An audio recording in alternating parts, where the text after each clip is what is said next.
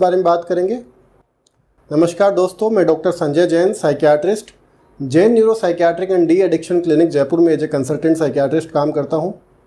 दोस्तों, हमारे पास ऐसे बहुत सारे पेशेंट आते हैं जो इरिटेबल बोवेल सिंड्रोम नाम की एक बीमारी से ग्रसित होते हैं। इरिटेबल बोवेल सिंड्रोम, इसका शाब्दिक अर्थ अगर निकालें तो उसका मतलब निकलता है आंतों में चिड़चिड़ेपन के लक्षण।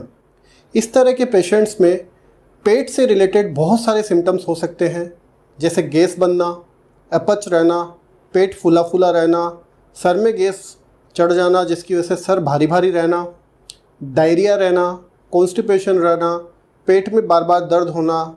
ऐसे पेशेंट्स को बार बार टॉयलेट जाना पड़ता है क्योंकि उनको इनकम्प्लीटनेस की फीलिंग रहती है। दिन में 4 बार, 5 बार, 7 बार, बार बार वो टॉयलेट जाते हैं, फिर भी वो पूरी तरह से सेटिस्फाई नहीं हो पाते हैं। बेसिकली इरिटेबल बोवेल सिंड्रोम के सिम्टम्स जो होते हैं वो 3 तरह के हो सकते हैं। पहला कॉन्स्टिपेशन से रिलेटेड, दूसरा डायरिया से रिलेटेड और तीसरा मिक्स टाइप के। इस बीमारी में आंतों का मूवमेंट अफेक्ट होता है। ये मूवमेंट अगर तेज़ हो जाता है तो डायरिया के लक्षण आने लग जाते हैं। ये मूवमेंट अगर स्लो हो जाता है तो कॉन्स्टिपेशन के लक्षण आ जाते हैं। और अगर ये मूवमेंट रुक के फोकल हो जाता है तो पेट में ऐंठन या दर्द जैसी समस्या होने लग जाती है। क्योंकि ये सारी परेशानियां पेट से रिलेटेड होती है, इसलिए ऐसे पेशेंट्स सबसे पहले गैस्ट्रोलॉजिस्ट के पास जाते हैं, उनको अपनी प्रॉब्लम बताते हैं, फिर उनकी इन्वेस्टिगेशंस होती है, एंडोस्कोपी होती है, गैस्ट्रोस्कोपी होती है, फाइनली सीटी स्कैन तक होती है। लेकिन सारी रिपोर्ट्स नॉर्मल आती है। डॉक्टर उनको मेडिसिन देते हैं, मेडिसिन लेने के बावजूद उनको कोई ख़ास फ़ायदा नहीं मिलता है। जब ऐसा होता है तो फिर अगेन वो किसी दूसरे डॉक्टर के पास जाते हैं, फिर से सारी इन्वेस्टिगेशन कराते हैं, लेकिन वहाँ पे भी उनको कोई रिलीफ नहीं मिलता है। और ऐसे पेशेंट्स बार बार डॉक्टर्स बदलते रहते हैं और जांचें करवाते रहते हैं। ऐसे पेशेंट्स को इन पेट के सिम्टम्स के अलावा दूसरे साइकियाट्रिक सिम्टम्स भी आने शुरू हो जाते हैं, जैसे नींद की कमी, मन में उदासी रहना, चिड़चिड़ापन रहना, घबराहट रहना, बेचैनी रहना, बार बार एक ही विचार आना। उनको ऐसा लगना कहीं मेरे पेट में कोई गंभीर समस्या तो नहीं है, जैसे कैंसर जैसा कोई रोग तो नहीं बन रहा है जो डॉक्टर्स के पकड़ में नहीं आ रहा है।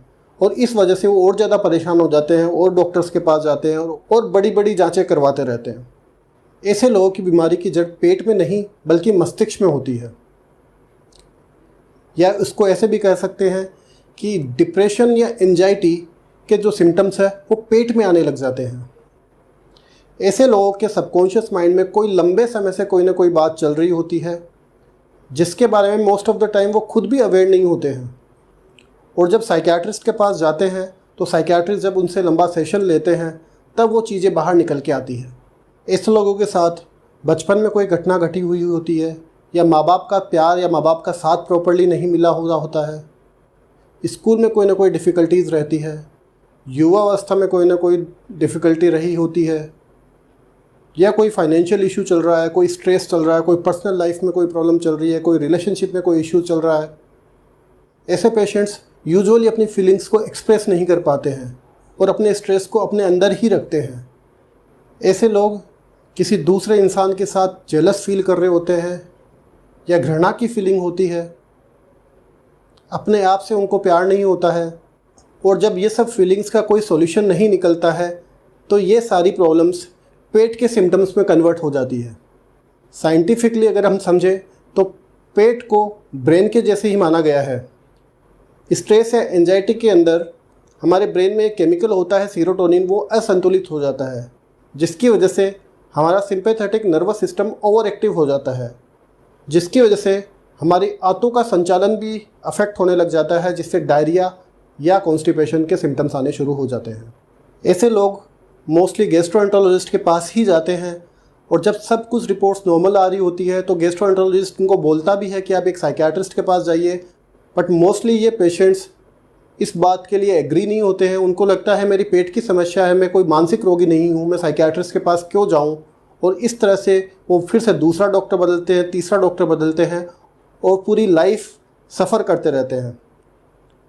दोस्तों, इस वीडियो को बनाने का मकसद ये है कि अगर आपके आसपास में कोई अगर इस तरह की परेशानी से ग्रसित है तो प्लीज़ उसको सही गाइडेंस दें, उसको बताएं कि वो एक साइकियाट्रिस्ट से मिले, क्योंकि इस प्रॉब्लम का सही सॉल्यूशन एक साइकियाट्रिस्ट के पास ही मिलेगा।